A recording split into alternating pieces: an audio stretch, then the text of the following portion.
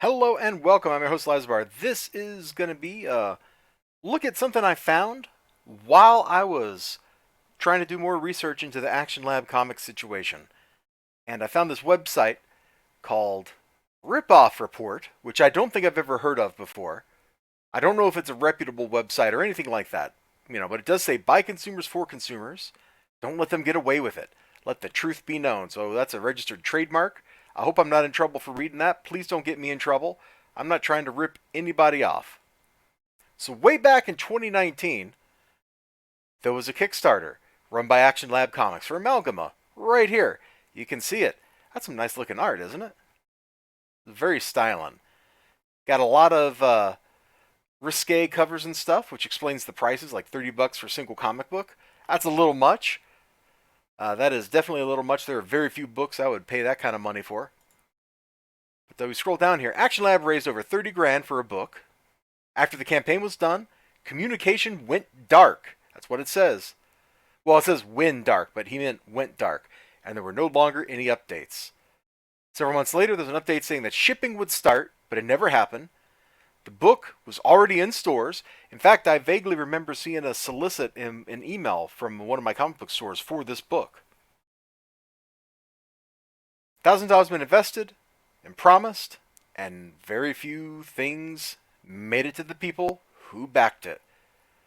So you can see right here. Emailing the owner of the company, he will see I'm just starting to ship, but no follow-up, only stall tactics.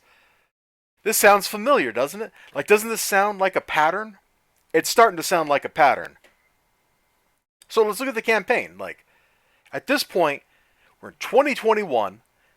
Surely, 2 years later, the campaign has finished. It is wrapped, it has shipped stuff to people, or issued refunds for those who could not get their stuff.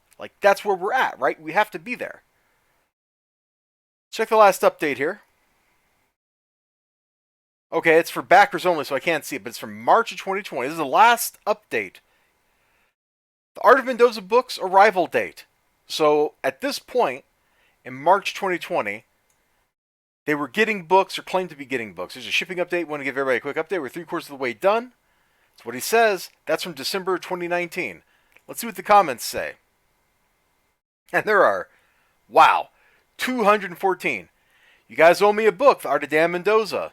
Hey, that's the one that they said had a date, right? Here's 10 months ago, so that would be like January of this year. Nothing received yet. Give us some feedback. Robert Selb here. I don't think we will. He's stolen our money for certain pledges and only honored some. Wow. Haven't received anything of this campaign yet.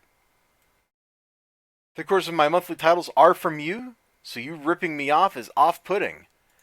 Cancel my subs for this company. Any new updates? This is a year ago. Has anybody received the Mendoza art book? I've got nothing. Are there any updates?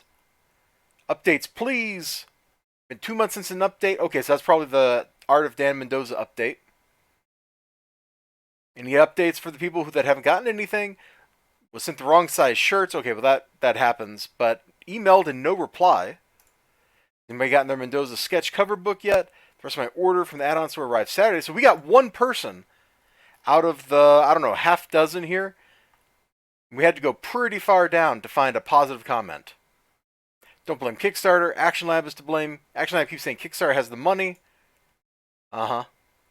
Got my package. Oh, here's a customer who did get their stuff. It was poorly packaged. Confiscated, bent in the corner. Ah! Oh, nightmares. Last time I will be buying from Action Lab. So, not only do we see Action Lab Comics treating, there we go, that's English, treating their contractors, the comic book creators that are making the products that they sell, not only do we see them getting treated fairly poorly, but we also see them here on the Kickstarter just straight up ignoring customers. As somebody who has a little bit of experience doing some of this kind of stuff as a customer, and also because I helped out with a campaign one time, if I see a comment, the first thing I do, for that campaign that I helped with, if I see a comment there, I usually don't have the information, but I make sure I go, hey, check this out. Somebody needs to respond to this.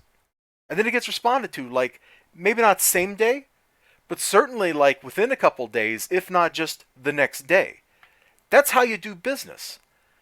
That's how you take care of your customers. Even when the request or the, whatever from the customer doesn't seem reasonable, you still have to reply to them. You still have to address what they say.